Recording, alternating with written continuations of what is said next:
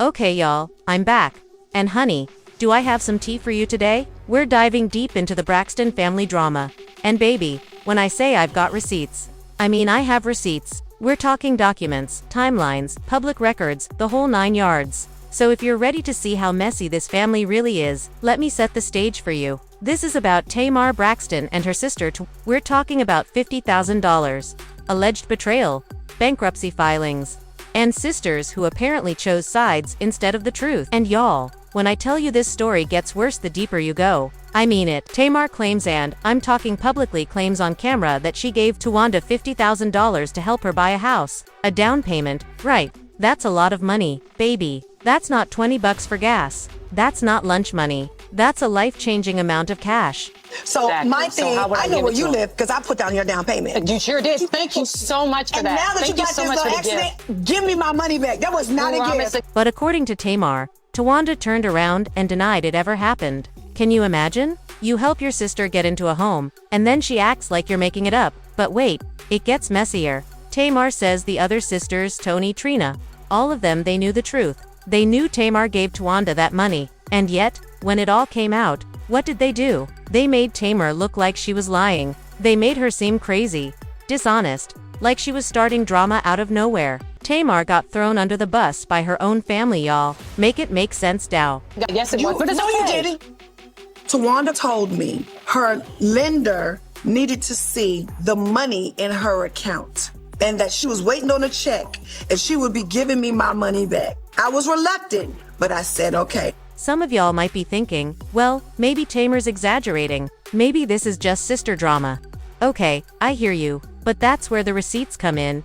Honey, Towanda didn't just say she paid for the house. She said it on the show, on camera, with specifics. So what did I do? I went digging. I found the actual property listing for the house Towanda bought. And guess what? It's the exact same house they showed on the reality show. Same property, same timeline. This wasn't gossip, baby. This was a real transaction. Towanda really gave her sister real money for a real house. Thank you so much. You said I will pay you back the next day, and then you listed me as a creditor. Oh my.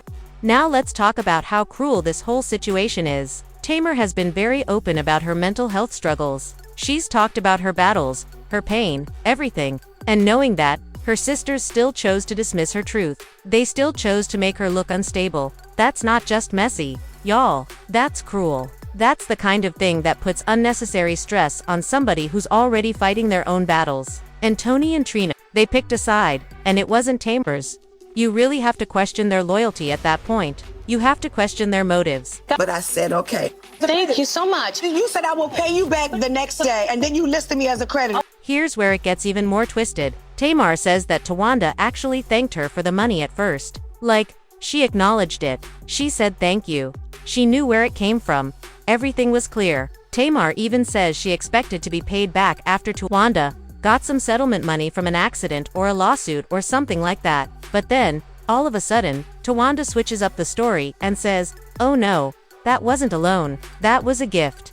Baby, are you serious right now? The math ain't mathing. You can't just change the terms after the fact. That's a straight up switch up, and it's shady as hell. And speaking of that settlement money, let me tell you what the breakdown host pointed out. Towanda was labeled as broke, as somebody who was struggling financially. But then Towanda reveals that Towanda got money from a lawsuit or an accident settlement trial.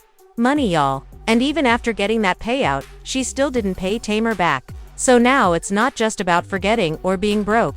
Now it's starting to look intentional. It's starting to look like a scam.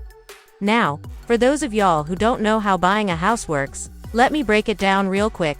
When you go to get a mortgage, the lender doesn't just take your word for it. They want to know where every single dollar is coming from. If somebody gives you money for a down payment, they need documentation. If it's a gift, there's paperwork for that. If it's a loan, there's paperwork for that too. So if Towanda gave Towanda $50,000, that money had to be accounted for. And based on everything we know, it sounds like it was a temporary loan, not a gift. Towanda's whole "it was a gift" claim doesn't even line up with how real estate works.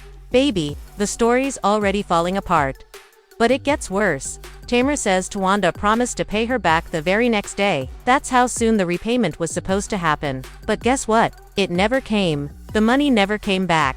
And then, out of nowhere, Tamar finds out she's listed as a creditor in Towanda's bankruptcy filing. Let that sink in. Tamar discovers her own name in legal documents saying she's owed money. Can you imagine how that must have felt? God, thank you so much. So now it was a gift. Oh, So I give away wow. 50,000. Now, let me explain something about bankruptcy for those who don't know. Some people, and I'm not saying this is what Towanda did, but some people, they list creditors in their bankruptcy specifically to erase debts. That way, the debt gets wiped clean, and the person who lent the money, they never get repaid. It's a known tactic, y'all. It's a way to legally dodge paying people back. And based on how this all went down, it's starting to look like Tamar might have been intentionally targeted. It was $50,000? So Tamar gave me money for my down payment in 2018. She gave me $35,000. But here's the kicker. I'm not just going off of Tamar's word anymore. There are actual bankruptcy documents, public records,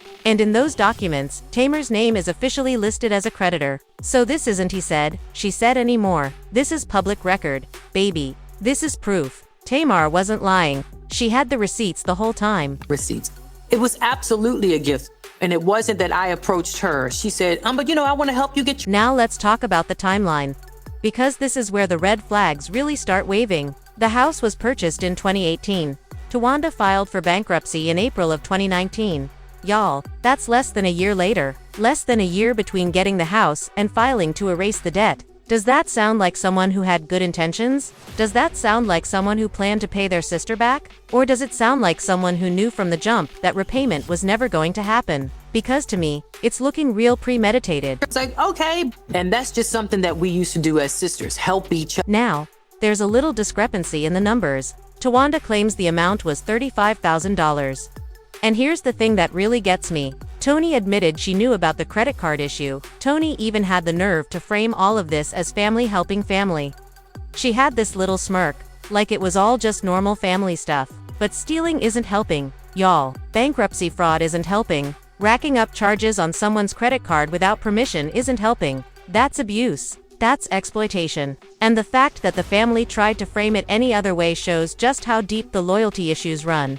But Tamar, she's not playing anymore. She warned them. She said she knows secrets. She said she has more receipts. And the way she said it, it sounds like she's been holding back. It sounds like there's even more to this story that she hasn't shared yet. And honestly, I think the sisters are scared. I think they know that if Tamar really decides to blow the whistle, Has been using my credit card to pay her phone bill. My phone bill?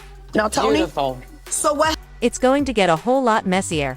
So let's recap the timeline one more time, because this is important. In 2018, Towanda buys a house using Tamar's money. In 2019, she files for bankruptcy and lists Tamar as a creditor. After that, there's credit card theft, unpaid debts, all kinds of financial shadiness. And through it all, the sisters stay silent. They protect Towanda. They don't protect Tamar. Here's my final verdict on this whole thing. Tony, Trina, and especially Towanda betrayed Tamar. Towanda is a scammer. I said it. She's a thief. And the family enabled her every step of the way. They backed the wrong person. And they did it knowing the truth. Tamar's story matches the evidence. It matches the public records. It matches the timeline. Everything she said checks out.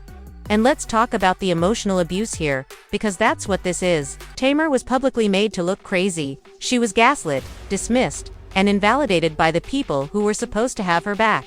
Meanwhile, Towanda got to erase her debt legally and never face real consequences. The family backed the wrong person. And that's not just messy, that's emotional manipulation. I also think jealousy plays a role here. Tamar is one of the most successful Braxton sisters. She's had a solo career. She's been on major shows. She's made a name for herself. And success like that, it breeds resentment. Baby, I wouldn't be surprised if some of that betrayal was fueled by jealousy. When somebody in the family is doing well, sometimes the others look for ways to tear them down or take advantage. And it seems like that's exactly what happened here. Now, I want to be clear about something. This is not just family drama. This isn't just sisters bickering or having a disagreement. This involves fraud. This involves theft. Tamar could have pressed charges. She could have taken legal action, but she chose grace. She chose to keep it in the family. And how did Towanda respond? With lies, with denial, with manipulation. That tells you everything you need to know. So there you have it, y'all. That's the tea. That's the breakdown. The Braxton family is messier than we ever could have imagined, and Tamar was the one who got burned. If you made it this far, go ahead and hit that like button, drop a comment and let me know what you think. Should Tamar have pressed charges? Do you think the other sisters owe her an apology? And make sure you're subscribed because I've got more Braxton breakdowns coming your way. Until next time y'all, stay messy, stay informed, and I'll see you in the next one.